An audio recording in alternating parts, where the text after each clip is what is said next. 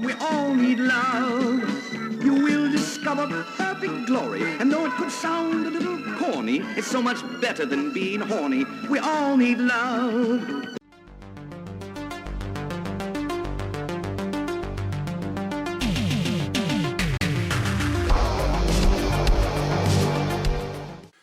Hi, this is the Professional Amateur coming to you with another review. This week, I checked out Cinderella 2000, and this 1977 film was directed by Al Adamson and stars Catharine Burgess, J.B. Larson, and Vaughn Armstrong, among others, of course. The story of this movie takes place in the future where everything is kind of controlled by the government, especially sex. You can't have sex unless the government approves it. And so everybody's horny all of the time.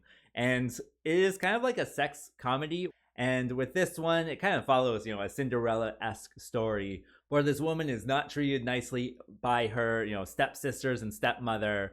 And so she is, not treated very well. And then there's a ball held by the government to try to, get people to mingle. And so everyone wants to go to this ball because everyone's horny as all heck. And then she gets involved with a fairy godmother of sorts. It's kind of like an alien or something. And so with that, they're allowed to, go to the ball. And of course, the Cinderella story. What will happen in this one, though? Well, for that, you gotta watch the movie and find out.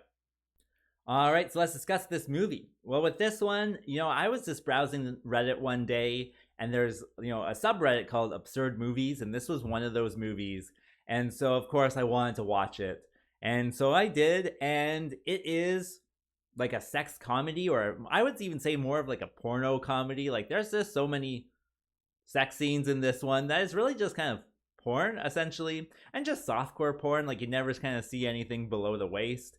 And that is certainly a way of going with this film, and they certainly go there, and it's weird, it's wacky, it's absurd, and so certainly, there is that interest in it that way. Other than that, with this one relying so heavily kind of on the sex part of it, that they do have, nice people to look at. They got nice looking guys, nice looking girls, something for everyone. And so I'm going to say that's a positive. Like, you're not looking away when all of the sex starts happening. It is, from the 70s, so there's a certain, body type that might be more prevalent. But yeah, you're certainly not looking away.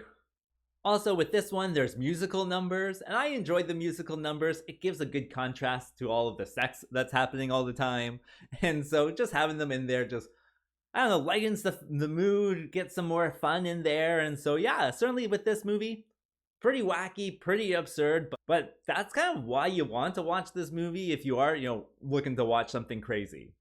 And that brings me to what doesn't work with this movie. Well, if you don't like sex or watching sex, then this is not going to be a movie for you. Certainly that is kind of a turnoff by the end. There's just like so much of it. And I think with this one, like the sex kind of becomes a problem because it becomes the joke. It's a sex comedy, but the comedy is the sex. And so, for example, like someone's having sex and they're like, oh, can we put on some music? And then they put on like clown music or circus music. And it's like, you circus music, right?